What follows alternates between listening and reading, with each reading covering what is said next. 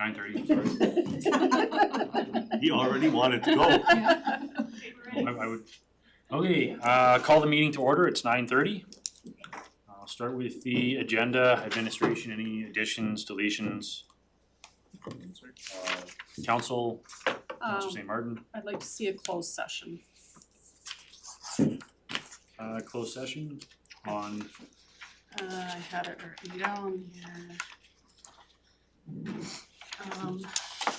So I believe it's in accordance with section 197 sub 2 of the MGA and the access to information, section 32(1)A, privileged information regarding CAO evaluation.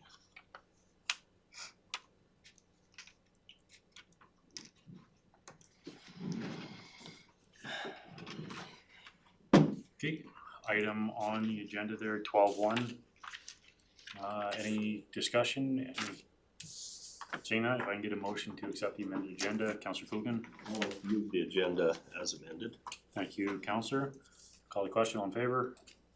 That's moved, and we are down to, adoption of the minutes, November 21, 2025. Any errors, omissions? Seeing any? Somebody Just a sec. just make a motion, Councillor McNeil. Just under, in the minutes, under section 7.1, just wanted to clarify. So this was where the motion was the council defer policy to the next regular council meeting. And then it says deferred, but should that be carried because the motion to defer was carried? I just changed it this morning, I seen that error Oh. and fixed it. Okay, sorry. Perfect. Any other discussion? Seeing any, if I can get a motion, Councillor Wright. I make a motion that council adopt the regular council meeting minutes of November 21st, 2025 as presented. Yeah, just for administration, would you want presented or amended?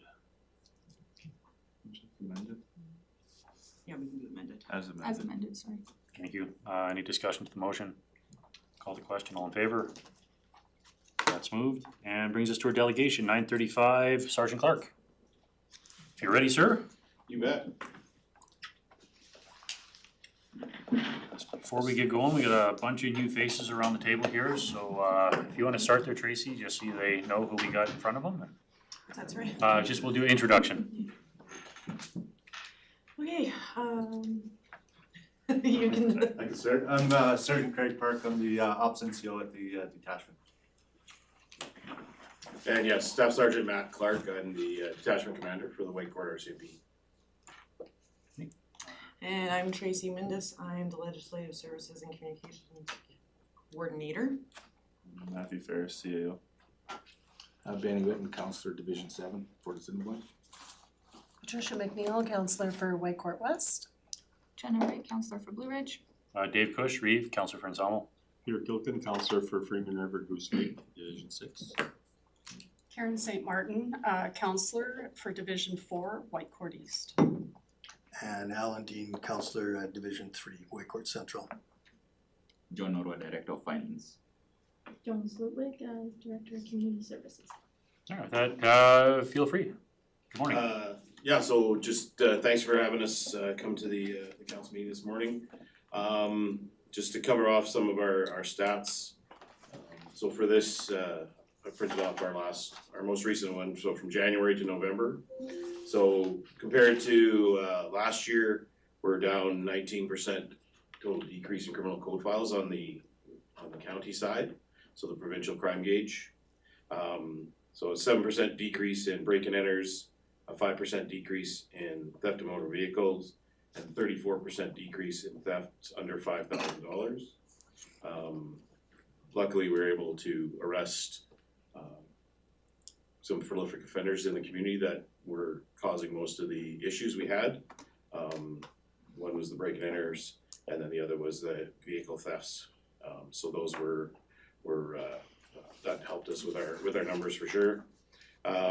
Calls for service. Currently, we're sitting at 891 calls in the county for service from January 1 of 2025 to I ran this as of the 2nd of December. So which is about 17% of our call volume in the total between the town and the county. And then our top files in the county are traffic files, MVCs, suspicious persons, and well-being checks. Those would be our top calls that we get sent out for. And then total call volume for the year from January 1 to December 2nd for the whole detachment we're at 5,176 calls for service. So that kind of just gives you a brief overview of everything. And then on the crime prevention side, we do have a crime prevention liaison now. So we've been trying to get out into the community to do more events. We attended the Blue Ridge fraud. We did a presentation there. And then we are trying to do as much as we can. We did a crime cruiser on last Friday. We try and attend all our local schools to get noticed and speak with the kids. Environmental. That's it. Yeah, and then so we did have the crime prevention through environmental design presentation, which was well attended. It's focused on, that could be either for address, like home address or a business address. And we do have a unit in Grand Prairie that if requested, they will come out and they'll do a survey of your residence or your business, looking for ways to improve safety and security.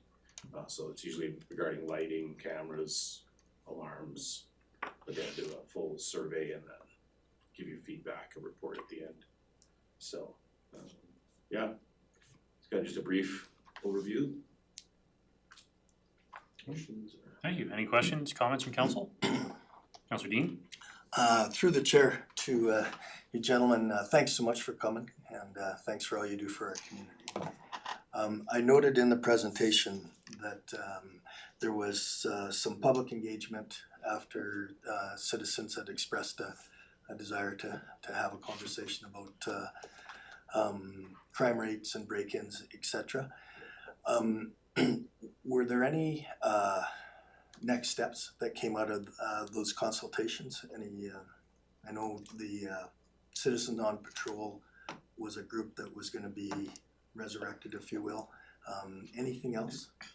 So the Citizens on Patrol has been, we've restarted. We're just in the process of creating the board, and then they will receive the training and then be able to be put to use. We did have, we've reviewed our scheduling to make sure that we are covering the times when there is issues. We did modify some of our schedules to match, so we'd have someone work a little later or a little earlier. We do have an on-call period, so we did kind of modify that depending on. But the stats still show that our busiest times are weekdays between 2 and 3, so we make sure that area is covered. Gotcha. We did do a project as well, where we had a big vehicle, we were getting lots of Right. vehicles and that stuff, so again, it goes back to a small population caused a lot of our grief, so, and since we've kind of got some of those prolific offenders, it seems to have settled down some, so we hit the nail on the head when we got these. Go ahead, Councilor Dean. Just a follow-up question to that then. We've all heard how there's frustrations with the bail system and when you are able to take a prolific offender off the street, do they typically stay off the street for an extended period of time, or does that vary? It varies. That's a tough one to answer because there's so many factors goes into each individual one. Some of the people we were seeing were not even local to the area; they're coming in from out of the city and hitting us. So it's a hard one to answer because it depends on their history, what other factors they have going against them. If it's a first-time offender versus somebody who's got 20 offenses that's pending judgment or whatever. So it is a frustration. Some do get released, some get held. Again, it all goes back to justice system and we have no control for that. Yeah, like you said, yeah, it is very frustrating for us as well, and we don't have any control, it's all held through, there's bail crowns, and they do everything separately, like, we provide them all the information, and then the justice of the peace makes the final decision, so. And then just further to the crime prevention part, we do have a crime reduction unit out of Grand Prairie that we've used several times, they do come in and do, this week they're in the area doing copper theft prevention, so. Question I have for, and this just in regards to conversations we've had with the chamber and some of the business community. When you're talking as far as reduced incidents or responding to, is that actual reduced incidents in your, or is it just reduced complaints or phone calls? I know some of the business sense they will say, again, with the frustration sometimes where you call and you know, nothing really happens, you know, there's a report, there's something, but there's not really anything substantial, that there's a lot of people that just aren't making calls anymore because they're just not feeling that they're being heard, so.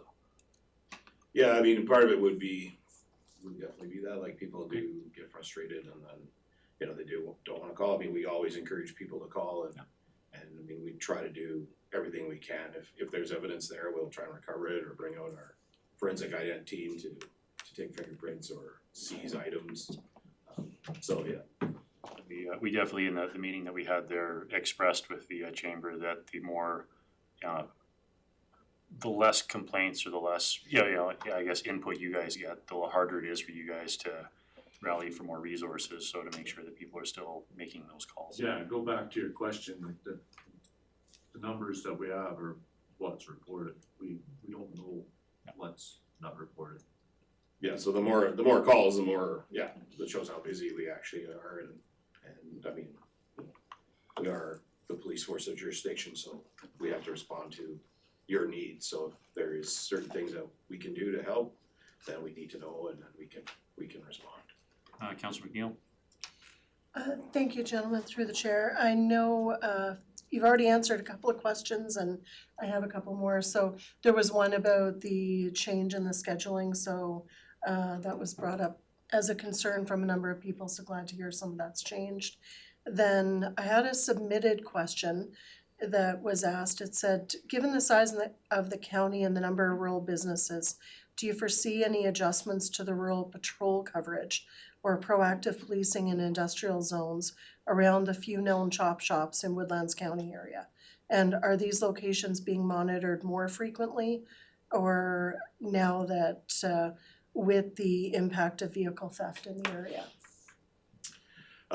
We haven't made any specific changes between the rural and the municipal side. Like, we run 3 watch systems, so they respond to all calls.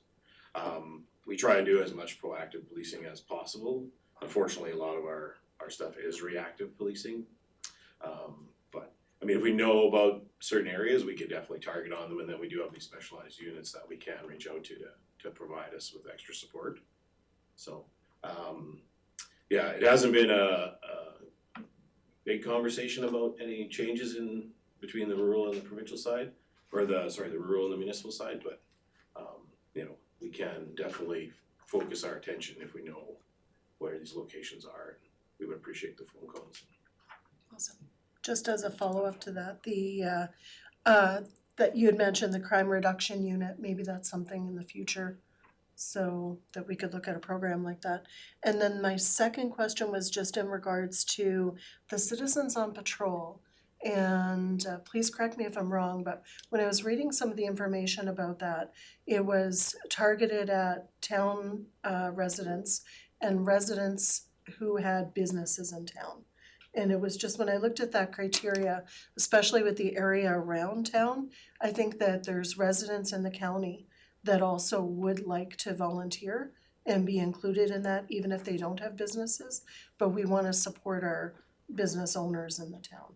So I'd like to see that definition expanded if that's possible. Yeah, and it is a conversation. Like, right now, it is town of Whitecourt only because they're funding the program. So, but if there's, like these areas you mentioned, we could definitely, like, I have no issue requesting that they go out there. And, I would say that's the next part of the conversation with the town is, it needs to expand and, part of our police area.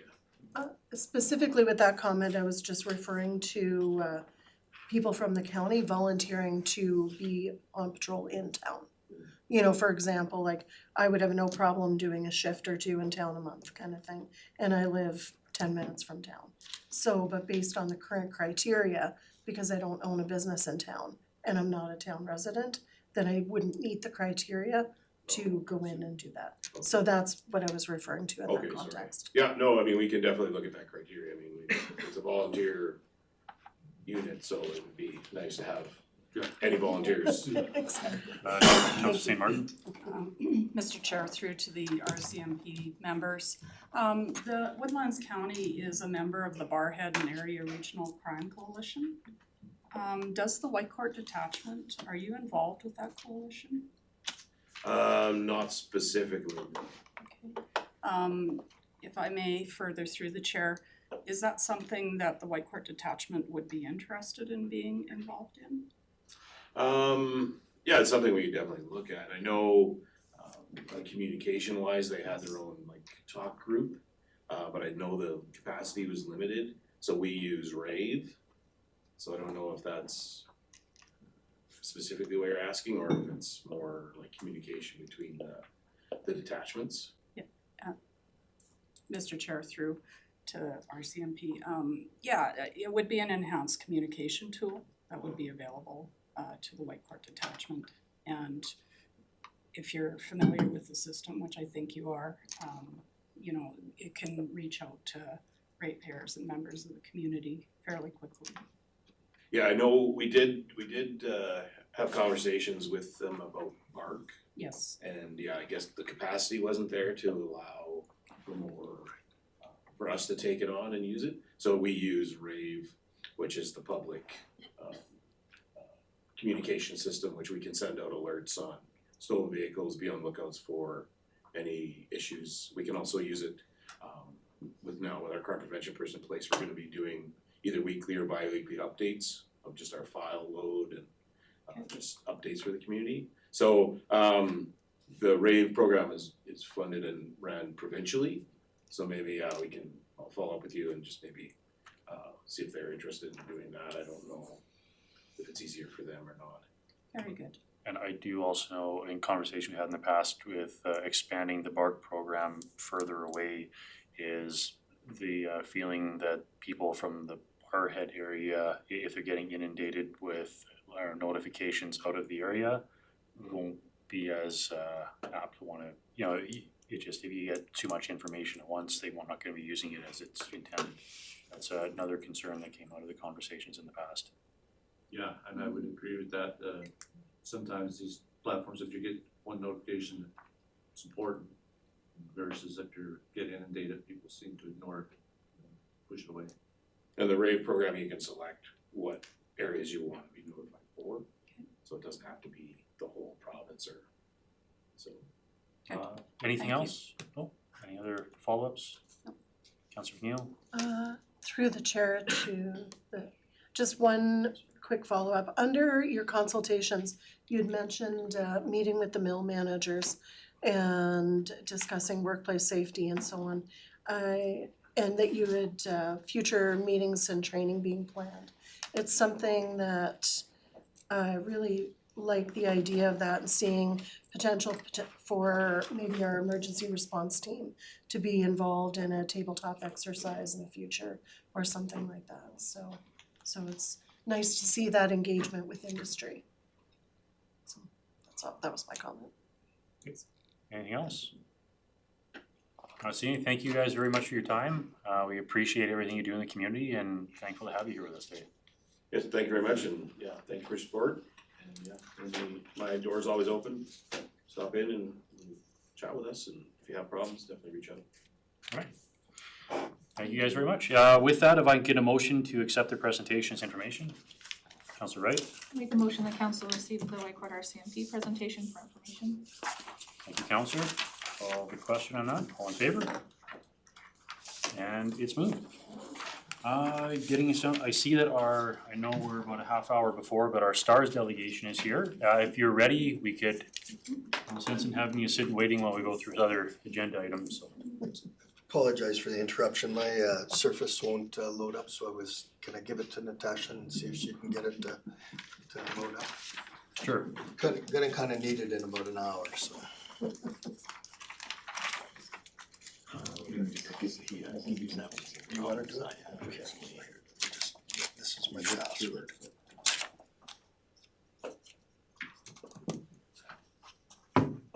Thank you, John. Okay. We're getting the back. We are good to go whenever you are ready. It's great to see you again. Well, it's wonderful to see all of you and bring you your annual update. It's really awesome to see some new faces, so I'm very pleased to meet you, and also some familiar faces too, so that I've had the opportunity to work with your council present and previous for probably about almost 15 years. So we have long-term support opportunity to continue to partner, which in turn saves lives. I'm Glenda Farndon. I'm the Senior Municipal Relations Liaison for STARS. I work with all the municipalities across the province as well as into northeastern BC, and just recently celebrated my 19th year with STARS. So Congratulations. thank you very much. So, do you all have this? Is this available online or on the screen? Yes. Thank you. That's the index.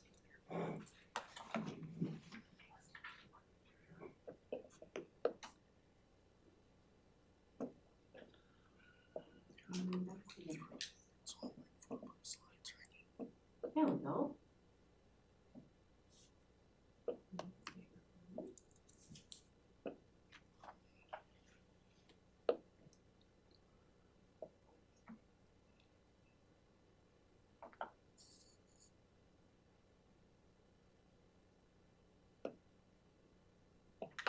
Okay, well, while she's doing that, do you all have Yeah, we have it in front access of to us. it? Okay, so I'll begin.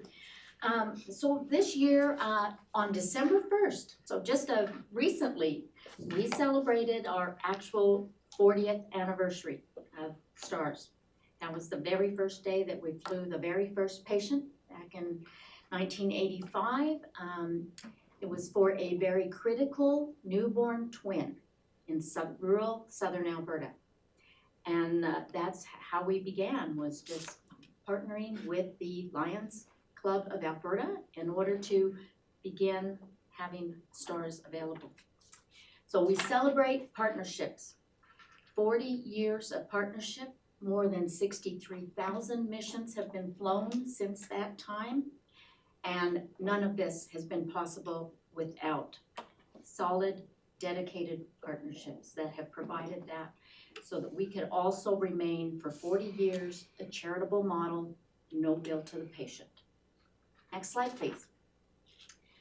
On April 30th this year as well, unfortunately, we did lose our founder, Dr. Greg Powell. And it was very devastating to our team. He was an absolutely inspiring, focused, and visionary leader. Since then, next slide please, we now welcome Dr. John Froh. He is our new president and CEO. He has been with STARS for 13 years.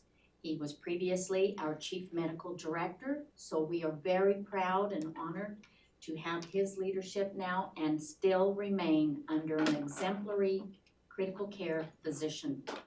So that really does, help us to continue our mandate and our vision that we will provide critical care anywhere.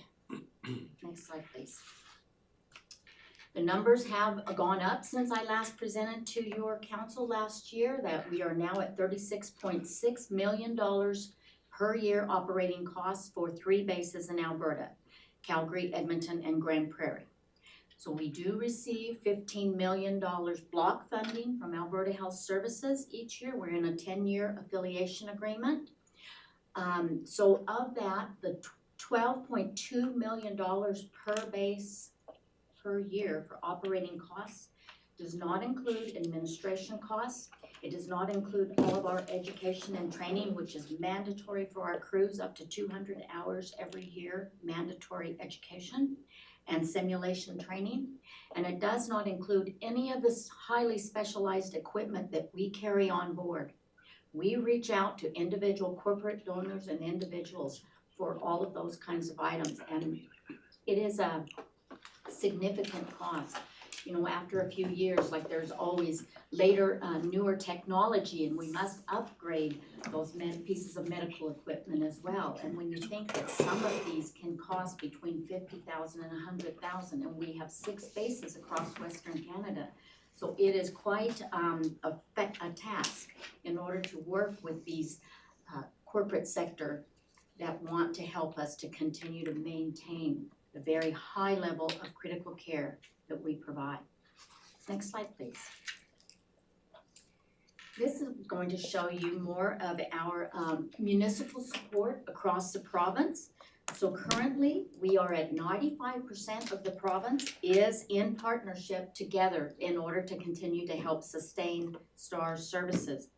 The navy blue and the teal all represent 75% of regional leaders, meaning that they are contributing at a minimum of $2 per capita up to $90 per capita. We just confirmed another 4-year pledge from a municipality for $1 million over 4 years. So we have some very staunch supporters who recognize that STARS is a lifeline for their residents, especially when you're in the very vast remote regions. Some of these municipalities don't even have cities, towns, or a hospital within their entire boundaries. STARS is a lifeline for their residents. It also includes northeastern BC that has been 19 years they have stood by our side and been a regional leader. So there are, a provincial leader, excuse me. So there are 9 total provincial leaders that are in the teal color. These are all have, with ongoing cumulative support, have reached over $500,000 up to $3 million in support, and they are represented on STARS helicopter as well. As we continue to work and expand to working with the smaller towns and villages as well, that's what you see in the red outline. Those counties have complete regional support, meaning that every town and village that lies within their boundaries is also a supporter of STARS along with their county.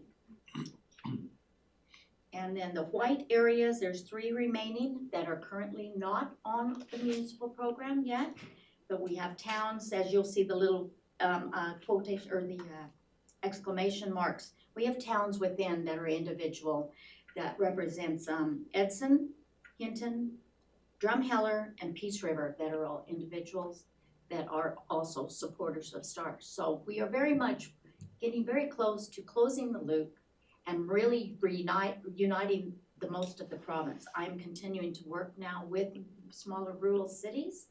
The plan is to get to the metropolitan areas as well once we have a very staunch united effort from the rural sector. So we just welcomed cities of Brooks and Wetaskiwin as well to join City of Grand Prairie. Currently, the municipal initiative this year has reaching $2.4 million collectively. So that's quite significant of that kind of $22 million that we must still continue to fundraise, the 59%. Next slide, please. So this is a 15-year overview within Woodlands County for STARS Mission Report. So you'll see that we do go to many different areas throughout. As well, there's been scene and search and rescue that we've assisted with near Whitecourt. And then I've included the Whitecourt Hospital interfacility transfers, because that's a really important aspect, that the majority of those are responses by your local area ground ambulance throughout your rural areas that have delivered the patient to the Whitecourt Hospital, but because it is of a critical nature, then STARS is called to intervene and get these patients to tertiary care. So this really does give you a solid overview of what's happening throughout Woodlands County. So 254 total missions flown in the 15-year overview. Now, when we look specifically to 2025, 14 missions so far out of October 31st. So 11 were critical interfacility transfers taken to White Court Hospital, as well as 3 scene calls. Next slide, please. We work with all chain of survival partners, including those that were here today. Fire departments and first responders, RCMP, search and rescue, they're all the ones that we work with in order to ensure safe landing for not only us and for the patient, but for all the standby buyers, anyone that's in the area, the general public. As well, we work directly with ground EMS in order to sometimes, as you'll see in the photo, to have rendezvous at different rural scene areas because that patient is starting to deteriorate rapidly. And so we'll rendezvous as well. We work with fixed wing, we work with all the hospitals and your local medical professionals. And also now we are providing virtual critical care consultation to your local medical professionals at your hospital. So that is another key example of how STARS is involved with your community in different ways other than transport. Next slide, please. All of the numbers are up for the types of missions that we are seeing, but especially in cardiac, vehicle incident, other medical distress, which would include stroke and trauma. Those numbers are all continuing to increase, and these are the types of missions that we mainly respond to. Next slide, please. And of course, as I said, we are much more than just rapid transport. Virtual care consultation, and I can confirm that we have done this many times, provided this for your local medical professionals at your hospital here. It is a key component, again, if STARS is out on another mission and maybe cannot respond physically, does not mean that we cannot provide critical care right here in White Court and your area to serve and continue to enhance the extent of critical care that we can provide for your area. So together we are enhancing rural healthcare. Next slide, please. I've always previously reported that there is an international simulation competition. This is worldwide. STARS has participated for 23 years in this competition. We have our own internal competition to allow one team of 2 throughout all 6 bases that will get the honor of representing STARS internationally each year. I'm very proud to say that on October 28th of this year, so very recent, that our STARS team once again took first place worldwide. This marks the 9th time that we have taken first place, and out of the 23 years of competition, we have placed top 3 in the world all 23 years. We are very proud and honored to say that we are the critical care provider, dedicated critical care provider in Alberta, and that we are bringing the highest level of critical care to your residents and area. Next slide, please. In closing, I just would like to thank you very much. For 22 years, we have been in partnership. Your previous pledge of support has been at $14,250, which was the previous council term for a 4-year pledge. You have been providing this level of support. You are one of our regional leaders. It's above the $2 minimum per capita. You've been providing this for us since 2019. And so I'd like to ask for your council's consideration because this previous 4-year pledge expired this year. And so moving forward, I'd like to ask for your continuation of the same level of support that has been in your budget since 2019. And for a 4-year term, which is in conjunction with your council term, that we can continue to ensure that services are available for your residents, whether they're here at home in White Court and area and within Woodlands County, or they may be across all of Western Canada somewhere else and still have access to STARS at no cost to them because of our partnership. We want to continue to provide critical care anywhere. Thank you. Thank you very much, and again, thank you for the presentation, for being here. I'll open up any questions, comments from the floor. Not see, I just, one to Mr. Ferris. when we get to our budget discussion, the 14,250, I'm assuming will be passed at that point through deliberations or continuation of the contract. Okay, thank you. Councillor McNeil? Through the chair, thank you very much for your presentation. There's something, and of those 63,000 missions, there's a few of them where my family, so I've been a big STARS supporter for years. But when I'm looking at your map, it led me to a couple of questions. And one is that I see the area around Woodlands County is not in red. So identifying, does that mean that there's then a partner within Woodlands County that isn't a supporting partner for STARS? And then the other half of the question is, I see Yellowhead County is in white as well, and you mentioned, so I guess my question is, if we're traveling in Yellowhead County, does STARS not respond there because that area isn't a partner? Or what does that look like? Okay, very good questions. So the red outline, as I explained, are complete regional partnerships, meaning that every town and village, because hamlets come underneath the county's support. So towns and villages are also partners with their county or municipal district. Currently, I am planning to get to City of Whitecourt today, or Town of Whitecourt. Not today, but I mean within the next year, depending on when I can go. In fact, that's one of my stops before I leave Whitecourt today, is to go and find some opportunities and dates that I can meet with them to bring this forward as we're starting to expand to some of the larger areas.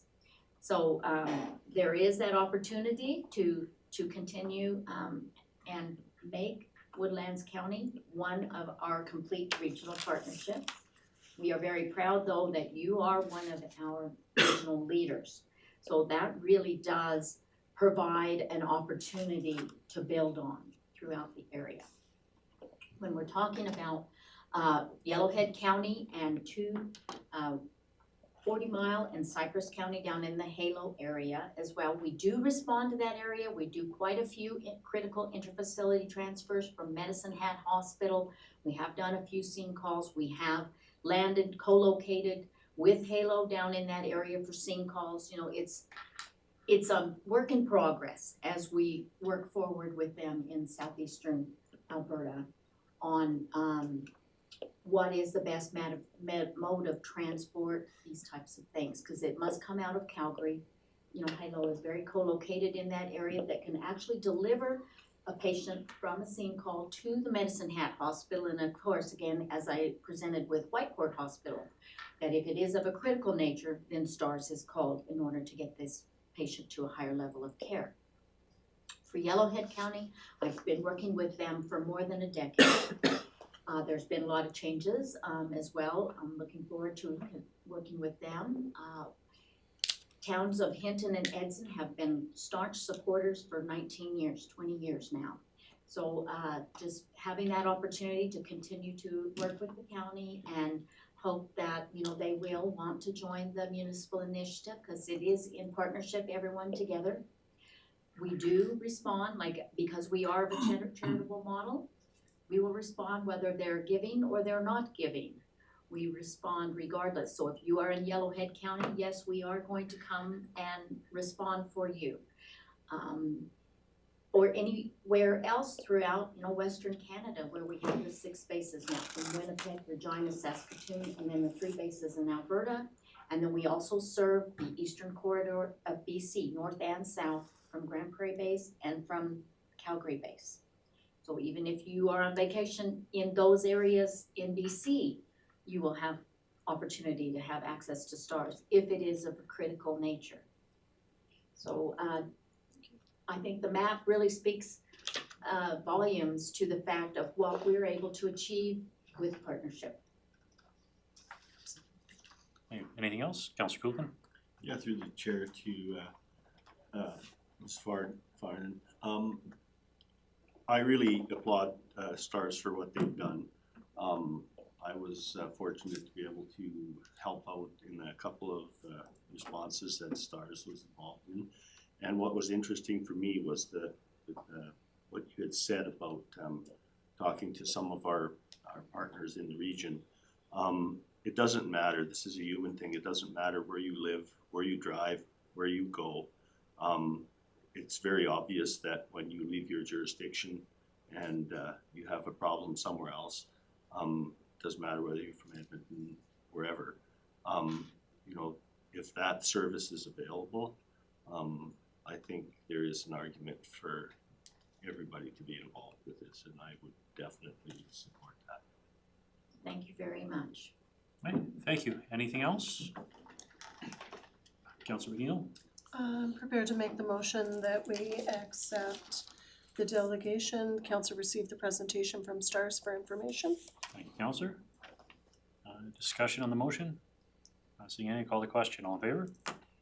That's moved. Thank you again for coming and for your presentation, and I'm sure we'll see you again next year. Absolutely, absolutely you will. I did bring you the latest new calendar that's out. You can get it online at stars.ca.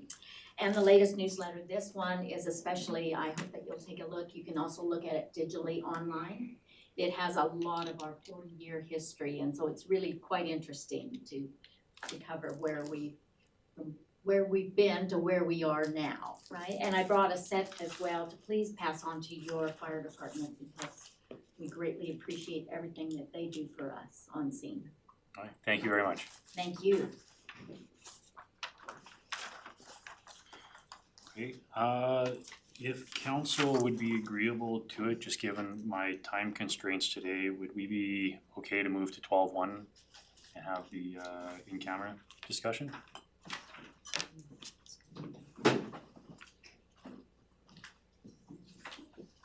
Just looking if everybody's okay, just moving that agenda item up.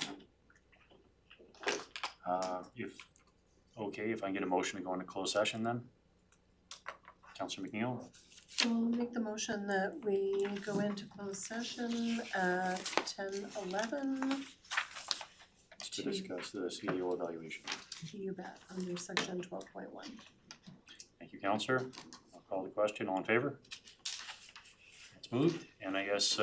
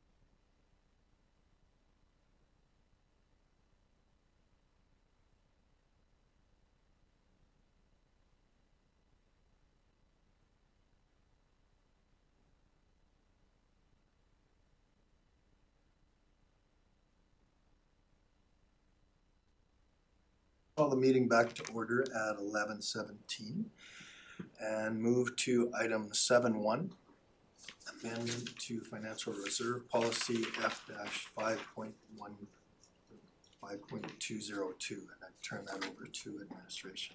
Perfect, thank you, Deputy Reeve Dean. So as discussed as part of our budget discussion, there was some concerns about the current policy and its financial impact on the overall budget. So in the past year, we have adopted this financial reserve policy with the idea that any interest or revenue earned from our investments would stay within those respective reserves and not be counted towards income of our operating or within our capital budgets. Recognizing that way eventually those reserves will hopefully start funding themselves rather than just being an added revenue source for the organization. Historically, it's been around $900,000 in revenue as a historical average. This year, we're probably over a million in revenue, low estimates right now, we're just trying to verify exactly. And based on that discussion and what we heard from council, we think it would be appropriate if we were to amend the reserve policy with the idea that we transition in the reliance of the reserves as revenue. So the proposal before council today would indicate that in 2026, 60% of the historical reserve related revenue will remain in our budget, either our operating or capital budget. With the idea in 2027, it will go down to 30%, and then by 2028, the interest or revenue earned will be entirely removed from the budget as a phased approach. Based on the numbers we're seeing right now, I fully recognize that historic average is 900,000, but in our budget, we've estimated that as a revenue source of 600,000 for 2026, just because we're getting better returns than we have historically. Based on that, we think it's a sound financial practice to do that transition, but also ease the impact on our budget and our ratepayers by easing it in over 3 years. We discussed potentially phasing it in as a 25% rate over 4 years, but ultimately, we do think it's a Band-Aid that we will be fiscally better off the sooner we remove it from our budgets. Because ultimately our end goal is if our reserves are healthy and strong enough that we should be able to eventually self-fund them through the interest and the investment income that we're generating. Particularly when you factor it in with the additional financial policies we've adopted over the last year that gives us a more clear direction on how to invest our revenue. Any questions of administration?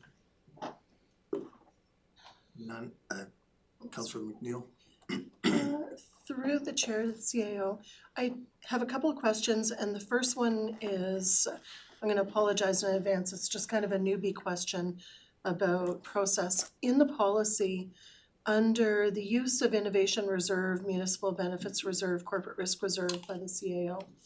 So this gives, authorizes the CAO basically to have discretionary spending, up to a certain point. And I was under the impression that we had to either budget or essentially budget any expenditures or either have them listed by resolution.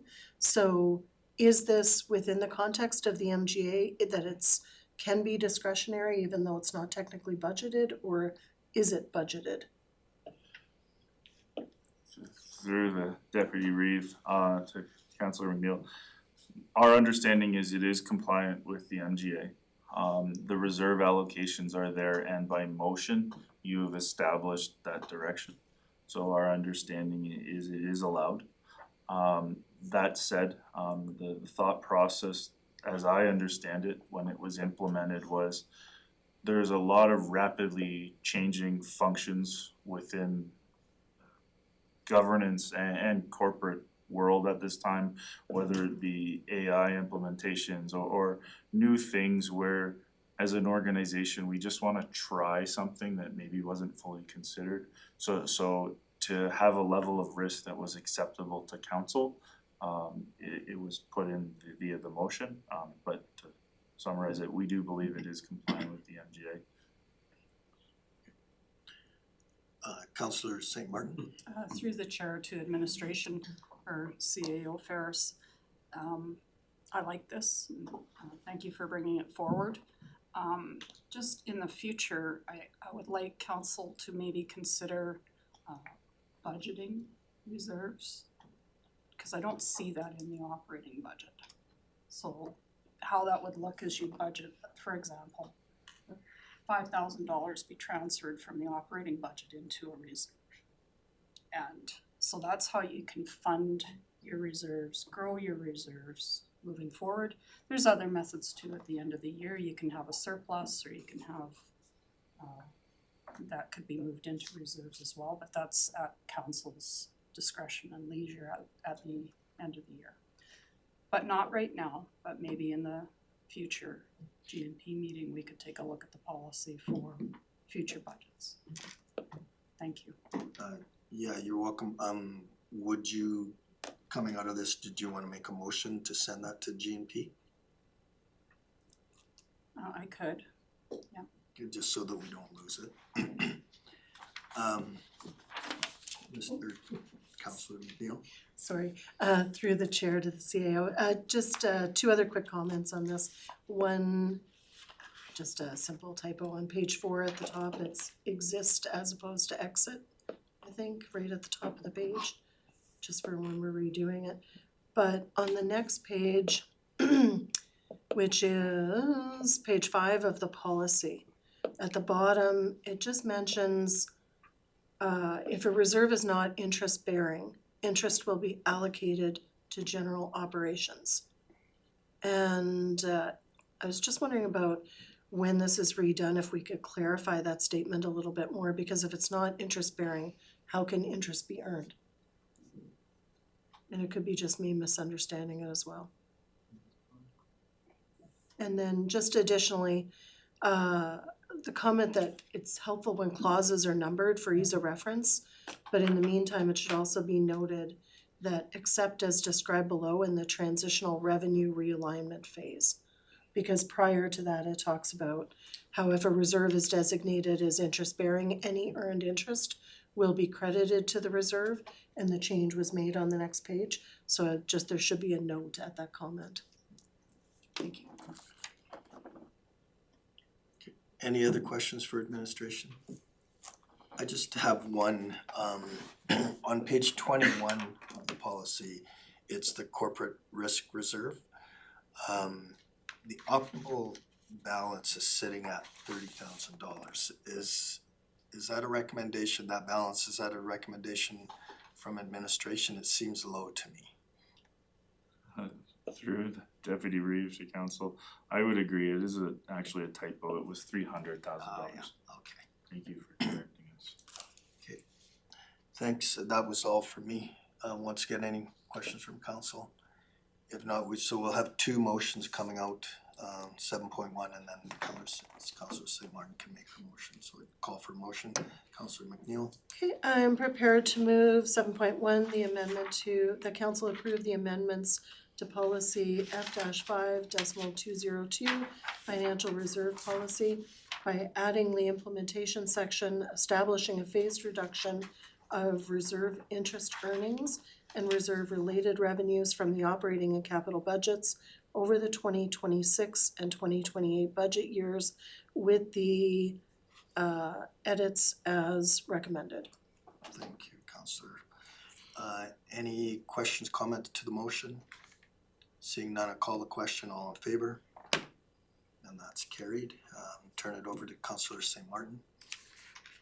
I'd like to move that council direct administration to bring the financial reserve policy F-5.202 to a 2026 governance and priorities committee meeting with regards to budgeting of transfers to reserve.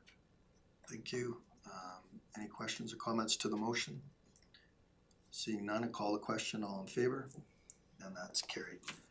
Thank you. So we'll move to 9.1, council reports, and I think I'll start to my left with Councillor Whitten. Just the last week's been kinda quiet for me. Haven't had any board meetings or anything. It was just regular day as usual. Thank you. Councillor McNeil. Thank you. I actually had a really busy couple of weeks. So, November 21st, after our council meeting, Councillor St. Martin and I attended the Emergency Management Committee tabletop exercise debrief. And having participated in similar exercises in the past, I found it both insightful and well-structured. It was encouraging to see how much value the staff really seemed to get out of the process. Like, the vibe in the room was really good, and I really look forward to, I was really sad I missed it and the rest of the process, so I look forward to engaging in emergency preparedness efforts in the future. Then on November 21st, later that day, I also attended an economic forum debrief with the Chamber of Commerce. And that was something, participants rated that event at an, I thought, pretty impressive 4.5 stars on their surveys. And the planning is already underway for next year. So if councillors or members of the public have recommendations for potential panel topics, speakers or keynote presenters, I really encourage them to feel free to reach out to the chamber directly, executive directly, or I'd be happy to pass along any suggestions.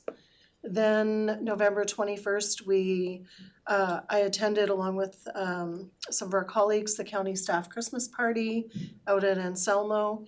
I was really pleased to be able to attend and meet some of the staff that I hadn't had the opportunity to meet yet. And just really wanted to kind of give a shout out to the organizers did such a great job. You know, it's nice to go to that hall. It's a nice hall for a function like that anyway. And I just definitely thought it was very well done, and I hope everybody enjoyed the well-deserved celebration. So I look forward to the next one. Then on the weekend, I had attended the Westward Hall Christmas Market. It's something my family and I generally attend each year, but this year when we pulled in, the parking lot was entirely full. And when we got in there, it was so nice to see. It was, you know, jam-packed, lots of local vendors, lots of local support. Santa, of course, you know, was there for pictures, and, you know, it's definitely just something that's important in our region, of course, to a lot of people. On November 25th, I attended Advancing Women-Owned Businesses in Canada's Nuclear Sector meeting. This is something I had participated in their study earlier this year. This group had conducted a nationwide study, and the session had followed the release of that study by the Amelia Alliance, and it's funded by Women in Nuclear. And a key takeaway was the need to build out Alberta's nuclear supply chain. So this is my comments to that, was that I had highlighted Alberta already has a robust industrial supply chain that could be well positioned to participate, provided companies receive support in identifying and understanding the compliance requirements for nuclear qualification. So additional updates shared at that meeting also included that the Women in Nuclear Canada annual conference that was held in October had 650 attendees. The Organization of Canadian Nuclear Industries, OCNI, and the Amelia Alliance have launched a new initiative, and I have attached a link to the MOU on my report as well. Then upcoming industry events for the nuclear curious is the Small Modular Reactor Conference is March 3rd and 4th in Calgary this year.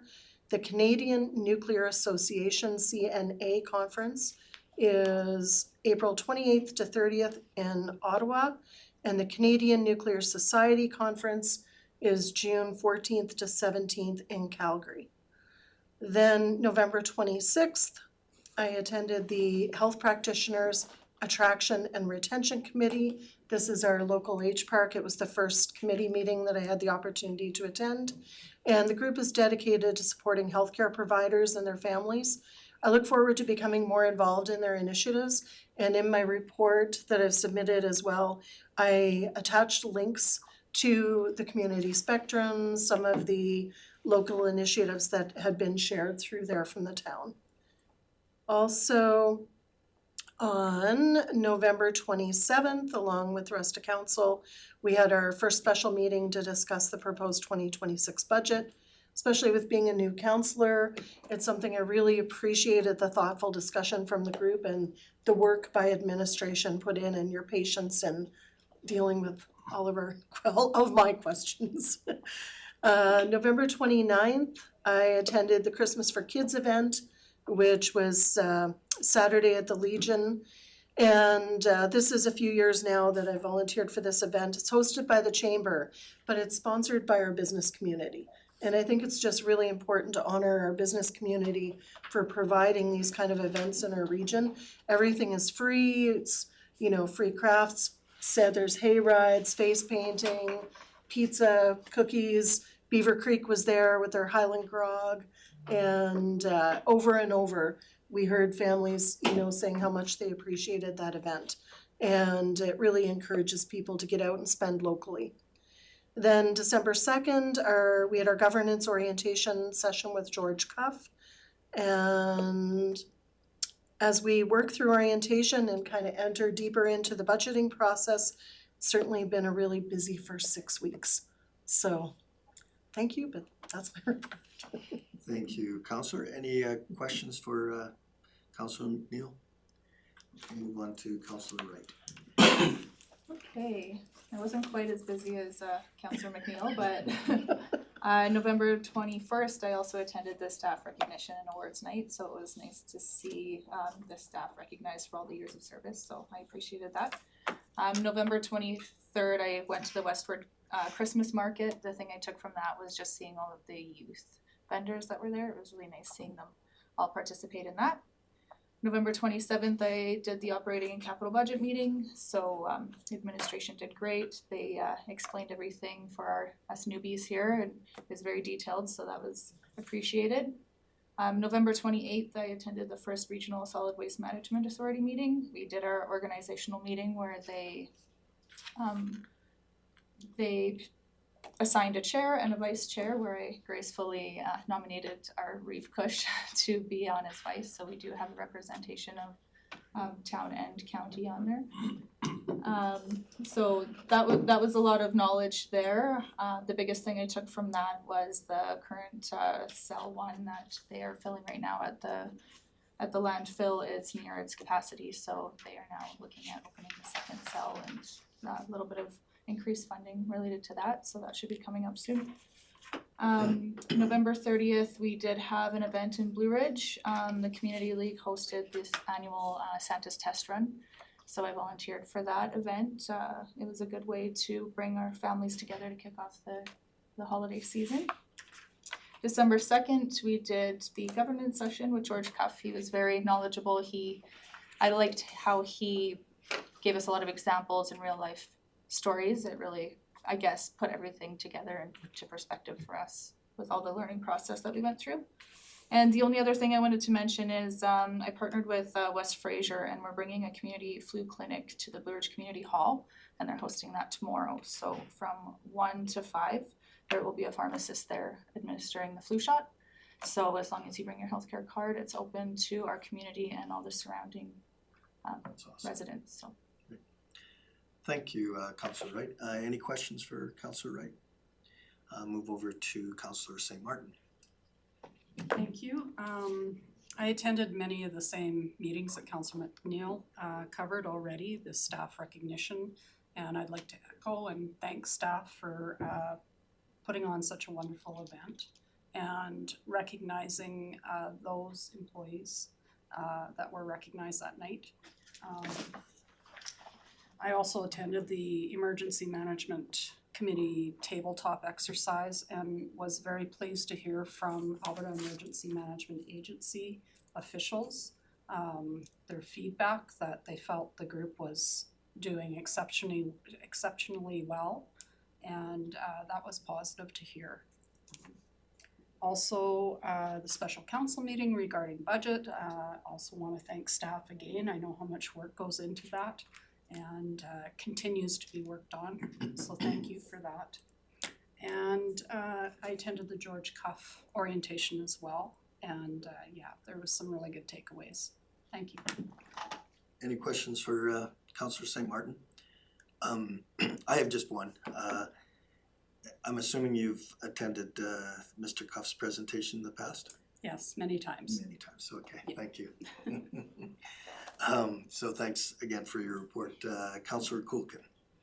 Yeah, thank you. I guess the first one for me was on behalf of Councillor Dean. I attended the Athabasca Watershed Council meeting in Spruce Grove. It was really filled with information, very interesting. It's very apparent that water quality is a huge issue, and you know, they're definitely immersed in doing a lot of testing and a lot of studies. One of the interesting conversation was around the surface water quality, and now they're starting to, you know, get more involved in, you know, what ag may have as influence on that water quality. They're going to start some work on the Pembina River. Pembina Pipelines is helping, you know, fund some of that stuff as well. There were a lot of EPA updates, water quality. One of the big conversations was about interbasin transfers, which is a very interesting conversation. You know, we really don't know a lot about what the impact of that's going to be, but because there seems to be a lack of water potentially in the south, it's becoming a bigger conversation all the time. One of the things that I did share with them was my ag portion, which is that we now have a Minister of Agriculture and Irrigation, and there's a reason for that.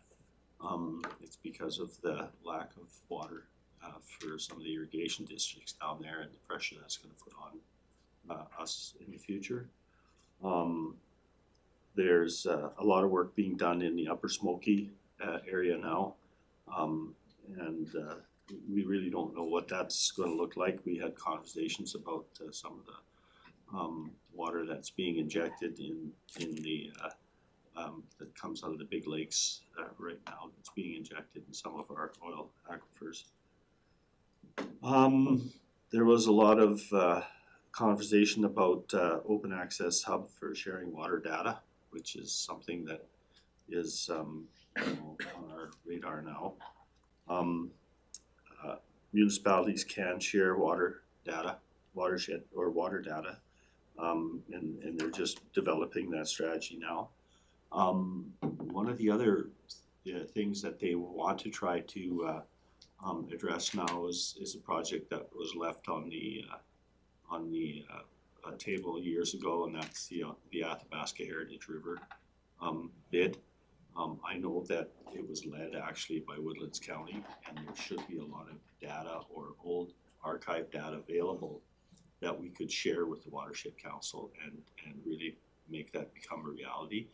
Because what it does is it allows every use and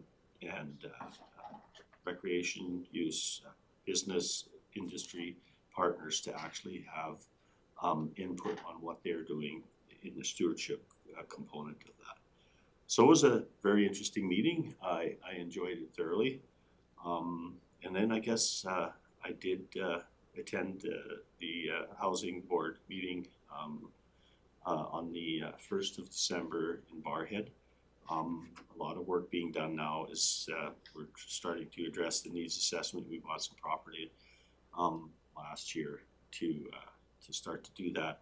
We're not sure exactly what that's going to look like yet, but it's very interesting because it is part of the extension that we have into that community and into the use that Woodlands County residents have. was interesting there as well is that we're really, the new members there brought to the table the same thing is that we have now a methodology by being able to have a look at how we employ CAO and how we work with them to make the organization the best that it can be. So that was really positive. And then I attended the session with Mr. Cuff again, and again I attended one before. Lots of information that we did get before, but it was refreshing to just have a look at what are we doing, and I was very appreciative of the way that he presented, because it was all about trying to figure out how we work together, not only as councils but regionally, which is something that's very important to me. And that there's no reason why we shouldn't. It's just that we need to have the will to do it. And that's my report. Thank you, Councillor Kulkin. Any questions for Councillor Kulkin? Well, I'll just wrap up things. I attended the same meetings most people did. One thing I wanted to mention about the staff awards night is, in addition to how that hall was decorated and the sense I got was that it was just it was a really fun event, and I liked the fact that not only were people awarded for their years of service, but there were some bright lights that were recognized for their individual efforts, and I think that's from a team building point of view. I think that's really important that we recognize those folks. So I give kudos to administration for initiating that and seeing it through. Yeah, the only other thing I'd say, and this isn't this is a tomorrow thing, but I'm attending my first Lac St. Anne Foundation meeting, and it's an organizational and orientation meeting as well, and I look forward to stepping into that world and seeing what that looks like and representing our council. To that point, Councillor Kulkin, I had a question. Did I hear you say that the Barrhead Housing Authority purchased some land? Where was that land purchased? About 3 blocks from the existing facilities. Okay. And it's quite a big, it was an old mobile home park, so it's fairly big. Gotcha. And so it has some really good potential, and it will address some of the needs that we need to have addressed. Thanks. Yeah, so that wraps up for me. Anybody have any questions? Then I'd call for a motion to accept the council reports. Councillor St. Martin. I'll move that we receive council reports for information. Thank you. Any questions, comments to the motion? Seeing none, call the question. All in favor? And that's carried. Move to 11B1, 2026 interim operating budget. And I'll send that over to administration. Thank you, Deputy Reid. So how do I say this? The budget meeting that we had there on the end of November was probably the best budget meeting I have ever participated in my 20 plus years of working in municipal governments in various capacities. We definitely got some indirect marching orders from council there with the 6 bullets that are highlighted, just to make sure that we are on track with some further discussions. But the meeting also went so well that we do want to make sure that council's expectations for whether we require additional budget meetings is taken into account. In terms of the items for follow-up, what we intend to do based on the discussions we heard is to provide you with a more detailed breakdown of contracted services. We fully recognize that seeing a giant lump sum as contracted services doesn't portray a fully transparent operation. We are of the same mindset as administration. Simply with the transition to the new financial software, completely eliminating some of the historical architecture within the financial program just doesn't make it efficient. As such, at the next budget meeting, we will be bringing you a more detailed understanding of that, so you have a better understanding. Subsequent to that, we are also providing you a comprehensive report. I provided you with the high level numbers of what we have in reserves as of December 31st, 2024, excuse me. A lot can change in a year, but we've also had some really good investments, so some of it is really good news, but when you're making a decision on the budget, you also need to know what we have in the bank. So that is underway and will be provided. Additionally, we're going to provide you some more details on the professional development of staff. This wasn't necessarily fully highlighted by council as an item you wanted more information on. We just felt with the changes of consolidating professional development from previous lines of mileage, traveling accommodation and that sort of thing, giving you a little bit of better understanding is a good thing, especially when you see that line item has significantly increased over last year, when in all reality, some of it is just a combination of multiple lines previously. We will also be preparing you an explanation on our transfer processes and provide some details for 2025 and 2026. We also, it was made clear that we have some projects that within our budgets that council has questions on. And historically, some of that data has been, I don't wanna say hidden, it was placed in various budget lines that were appropriate, but didn't properly show the full scope of those projects.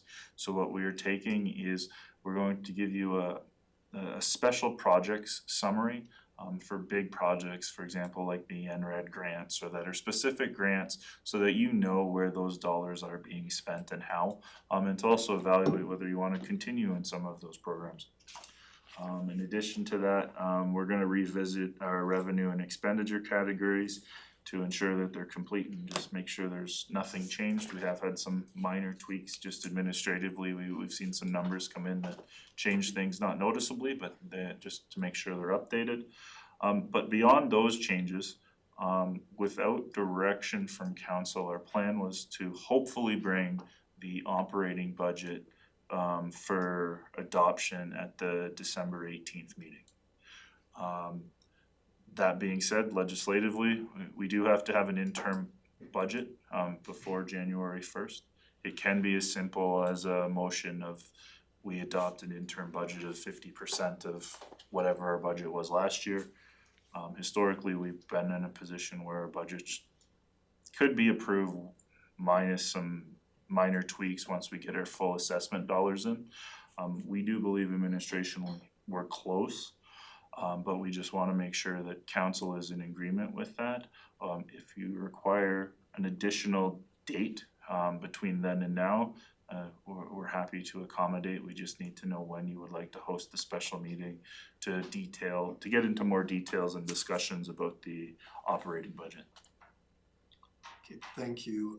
So I'd open it up to questions, see what, how people feel, whether they're prepared to just review this and potentially pass this at the December 18th. Does anybody see a need for an extra meeting? Councillor McNeil?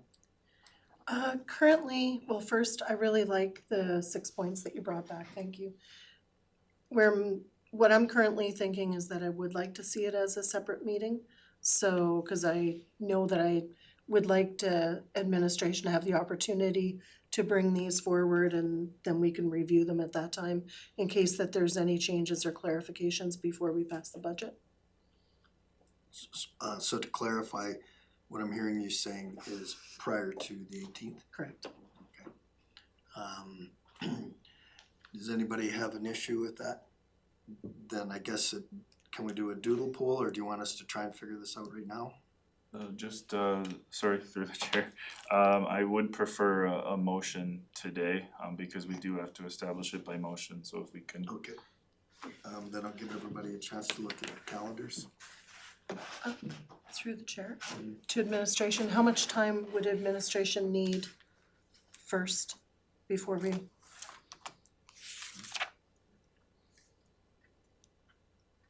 Through the chair, Mr. Orwell could answer that better than I.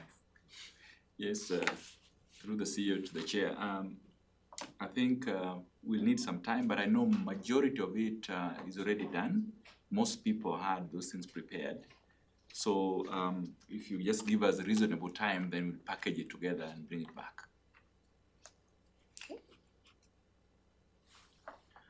Well, why don't we just go through the days? I know tomorrow doesn't work for me. How about, does December 8th give administration enough time? Can we start with that date? Through the chair, I would avoid December 18th just because we would have to get the package out by tomorrow.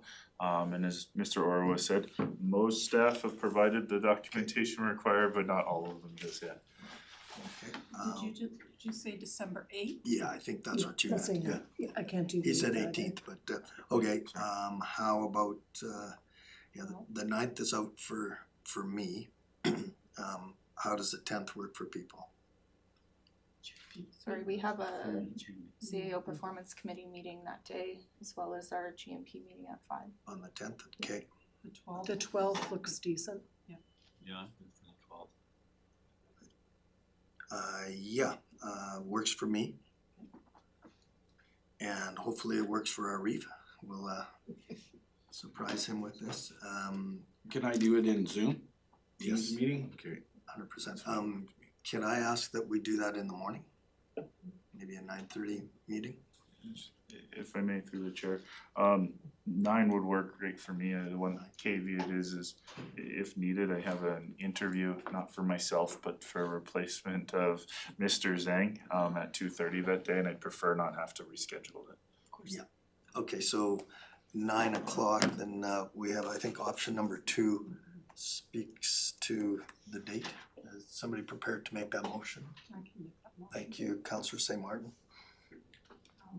That council hold a special council meeting to discuss the 2026 interim operating budget matters on December 12th, commencing at 9 a.m. to be held in Woodlands County Council Chambers located at number 1 Woodlands Lane, Whitecourt.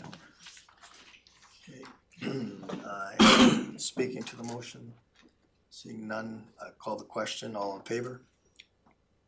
And that's carried. Okay, so we'll move to 11B2, the 2026 capital budget and 5-year capital plan. And once again, I'll turn it over to administration. Thank you, Deputy Reid. So based on the discussions that we heard, we made a couple tweaks. The first is in relation to the recreational site upgrades.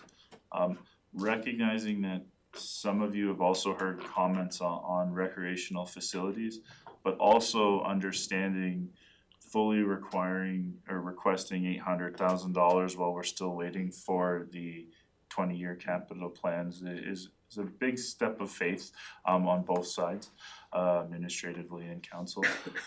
And recognizing though that we do have a desire from some parts of our community to enhance multiples of our rec sites. We have proposed that we reduce that $800,000, which 75% of which would be contributed to by the town of Whitecourt, of reducing it down to $400,000. The other item where we looked at a new acquisition of over $1 million, 2 things. One, that item we're bringing forward as part of a joint liaison discussion with the town of Whitecourt, so that they're not blindsided with a $750,000 bill. We don't think that's appropriate, and that's not how we wanna operate as an organization. But further to that, what we've done is with our current reserve positions, we don't think it's also necessary to budget that all in 1 year. So what we have proposed within the 5-year capital plan is that $1 million be paid out over 4 years for $250,000 a year, so that we slowly fund to get it there. And the next major change is in relating to grader replacements. We had an initial allocation of $50,000 in the 2026 budget, recognizing that in all reality, we're not getting that grader until 2027. And so we have we have just made that change rather than fully budgeting $400,000 as we had initially intended, with the idea that we pay half this year, half next year. It isn't a requirement of the contractors that we provide a significant down payment. So we have tried to balance that, and it also reduces the capital requirements, recognizing we won't be using it anyway in 2026. Similarly, or not similarly, sorry, number 4, in terms of replacement of our towing truck. We have budgeted $150,000 for a used tandem truck with a 5th wheel attachment.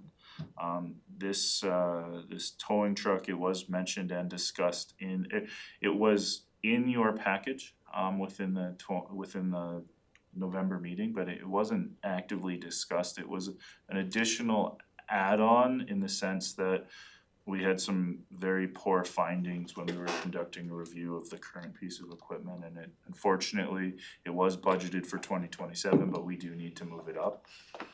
But it was within your package, but it didn't necessarily get the discussion that it probably deserved within council.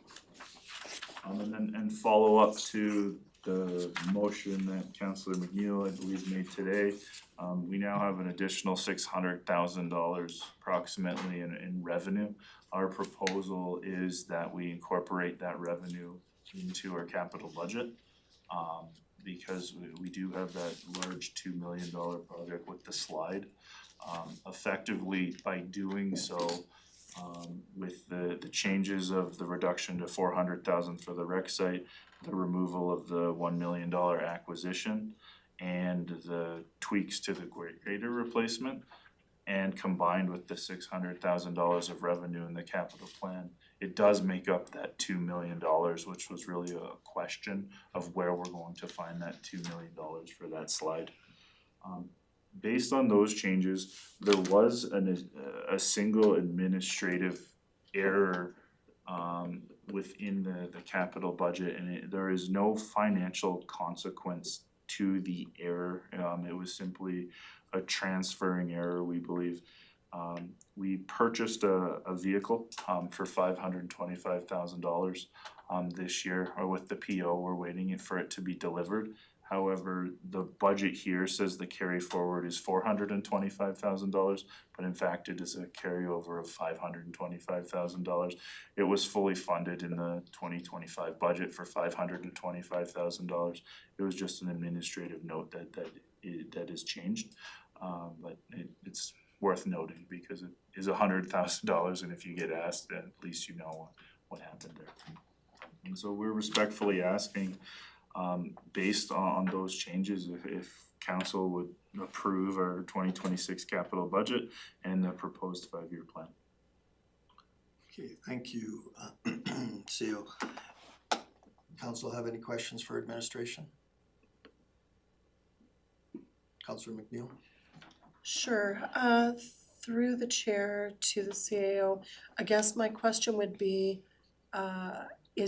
you said your recommendation is that we pass the capital plan currently, and I guess my question would be if we can forward the budget discussions about this to our budget discussion day, as I wouldn't be prepared myself yet to approve this. I think there's further discussion on a few items, and I guess then my question to council would be, do we wanna discuss these few items now or move that to that budget discussion day? So who are you asking that I question? guess that question is to council, sorry, just trying to. Well, I'll weigh in on that. In light of the fact that we do have a meeting, it certainly would afford time for that. You're not comfortable passing the capital part of the budget.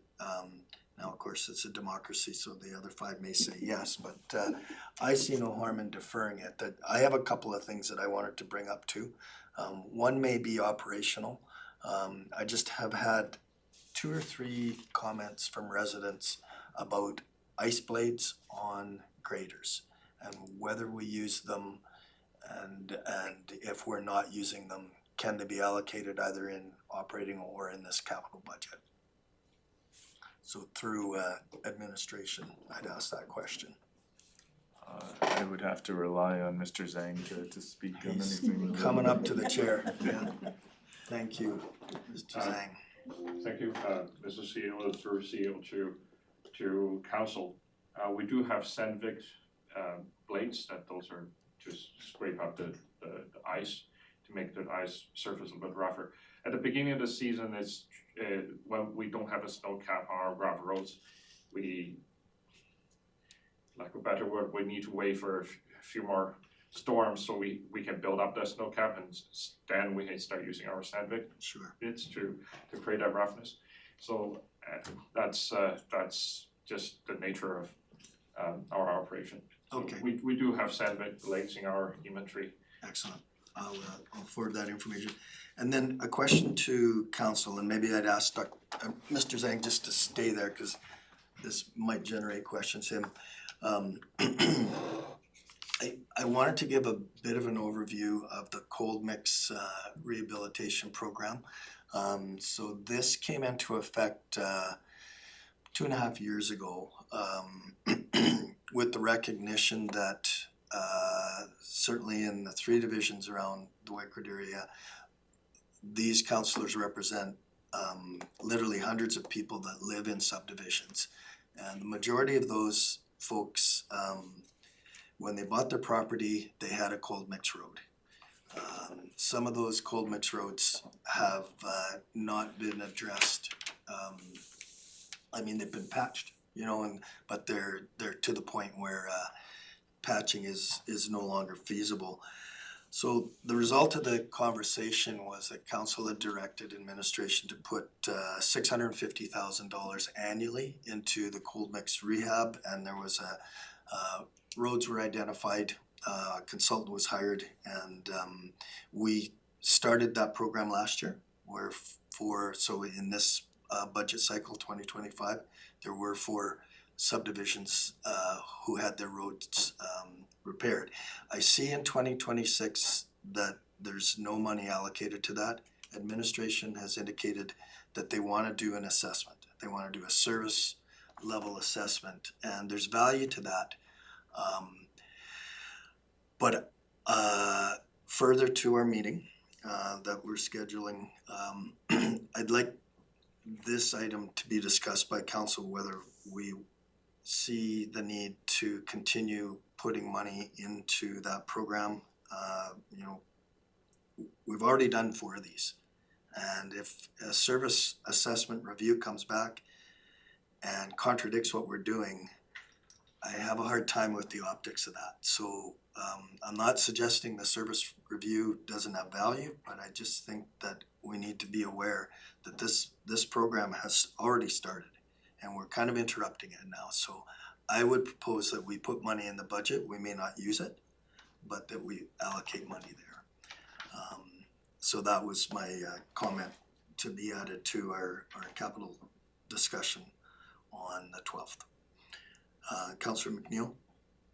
Just to add on to Councillor Dean's comment, I guess my concern with the cold mix rehabilitation as well is so that administration can be prepared if we do take it forward to another meeting, is it wasn't just even the roads that are getting patched. There's some roads that the cold mix was completely taken off, you know, and one of the things that I'd like to be able to see us hopefully focus on is restoring the level of service to the customers that had it previously first. And I realize like there's a lot of these roads that we want to be looking at, but we have a lot of residents who purchased their homes on, you know, paved roads. And then when we were in the financial recovery process, their paved road was chopped up and went away. So I would like to see that put as a priority to restore that level of service first. Okay. So I'm seeing head nodding around the table. Can we give direction to administration just to bring that concept of the cold mix rehab to the meeting on the 12th for discussion? I don't think we have to make a decision right now. We don't need a motion on that. You can just capture that. Through Deputy Reeve, I honestly, with the motion to schedule We haven't passed that motion yet, have we? Not yet. So that with the, just a simple motion saying to defer the 2026 capital budget and the capital plan to that meeting, with the items discussed would be more than sufficient to address your concerns, I believe. Thank you. Can I ask someone to make that motion then? Councillor McNeil? I'm prepared to make the motion, the council direct administration to defer the 2026 capital budget with, as discussed, to December 12th special meeting. Okay, everybody understand the motion? Seeing any comments, questions? Seeing none, I call the question, all in favor? And that's carried. Thank you. Okay, that moves us to, Mr. Zhang, that moves us to 11D.1, Provincial Electoral Boundaries Commission. Thank you, Deputy Reeve. This item is before you because the province is currently in the process of changing the boundaries as well as the names. I believe you were all in the meeting or at the conference where the Premier even indicated she's not quite sure why they just reversed the names on her electoral district. The key that we've seen administratively is we will be losing a representative at the provincial level, which depending on the representative can absolutely be a detriment. To have two voices and two MLAs advocating for our issues is definitely a strength. But ultimately we leave it up to council if we wish to provide comments or provide any letters in support or against to the various agencies and people involved with the review. Thank you. Anybody have questions for admin? Councillor Whitten? So just reading through this, like when you go to the very back pages for, you know, the review process and stuff, it's the only way to even have anyone look at it is to write in and everything. But pretty much it's saying, you know, we don't have a choice. Like it's pretty much telling us we have to do this. Like you can write in and say that you're opposed to this, but there's, according to this, what I got out of it is we have really no say in what's gonna happen. They're just going to be pushing this forward. So I mean, I kinda want to know what everyone else's thought is on this, because to me, I don't think we have a choice in this matter at all. And I reiterate what Matthew is saying, our CAO, about we will lose a representative. And I mean, we're in a riding right now, Peter and I, we're gonna be outside of that. Now we're not gonna have a voice anymore. So I mean, I'd like to know what everybody else's feelings are on this. Councillor St. Martin? So thank you to CAO Ferris and administration for including the RMA position paper on this, because I think it's important.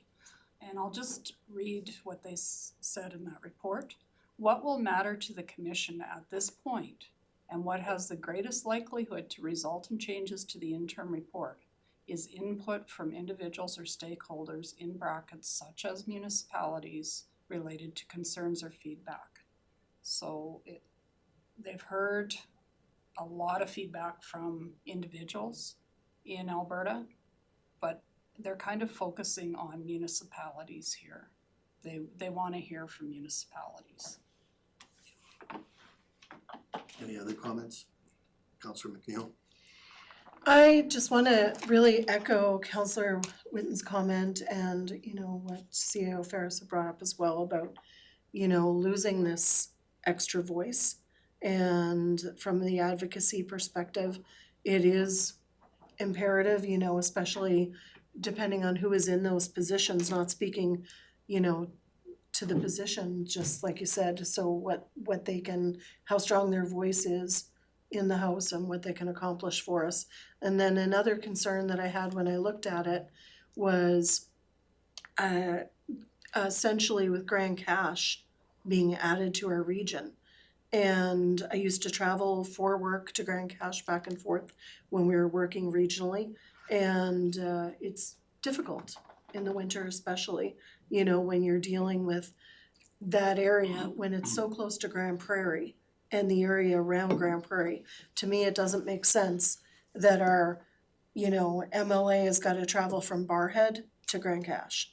You know, and I just, in looking, I realize the lines have to be somewhere and there's some really big ridings in our province. But logistically, that was one that I would see should be on that Grand Prairie side. Especially when they're serviced at Grand Prairie as well. Sure. I wanted to respond, thank you for that. I wanted to respond to the comment about the representation decreasing from 2 to 1. Our county crossed over into different constituencies. So yeah, we had 2 people that were representing, but they were representing different parts of our county. So I don't feel like we're losing representation because that one person is just gonna speak for the entire county. But I respect what you're saying and understand that, especially given the fact that that existing MLA has an ag background and is sensitive to the issues for that area. And this is, I think, the exact type of feedback that Councillor St. Martin is suggesting we have the opportunity to provide. So coming out of this, you know, we need to direct administration to either accept it or to write a letter with the following objections. So if that's something that you would like to include, and you know, perhaps the comment about Grand Cache, then what I'm seeing is council probably would support that. Councillor Kulkin. Yeah, through Deputy Council, there was a lot of conversation around this at RMA. And one of the, speaking with the individuals that do represent us is the distance that is going to be required in the area that they're required to cover. And not only that, but the diversity of it is going to present a challenge to those individuals. And they weren't quite clear either why the change was really needed at this point. So I you know, hear what Councillor Dean is saying about the 2 different areas being represented and they're being different, but I think the biggest concern from them was just the capacity. So I think it serves a purpose for us to have an input there. Any other questions or comments? Is somebody willing to make that motion to have our municipality send a letter outlining our concerns? Councillor Kulkin. I would be willing to make that motion. I would move that we send a letter outlining our concerns to the commission. Okay. Any questions to the motion? Seeing none, call the question. All in favor? And that's carried. And I think that brings us to the end of the meeting. Need a motion to adjourn. Councillor McNeil. I'll make the motion that we adjourn the meeting at 12:16. Thank you. All in favor?